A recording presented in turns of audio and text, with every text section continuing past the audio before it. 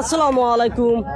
আমি এখন দাঁড়ায় আছি নাগেশ্বরী উপজেলা নারায়ণপুর ইউনিয়নে। এখানে মহা 26শে মাস আজকে উপলক্ষে এখানে মহা স্বাধীনতা এখানে দিবস পালন করতেছে। অনেক এখানে দোকানপাট অনেক জিলেপি বাঁচতেছে। তার কাছে আমি প্রশ্ন করব, জিলেপি কত করে বিক্রি করে? সাদাটা কত আর লালটা কত? দেখা যায়। আসসালামু আলাইকুম। ওয়ালাইকুম আসসালাম ভাইয়া। আপনি ভালো আছেন? আলহামদুলিল্লাহ আমি ভালো আছি।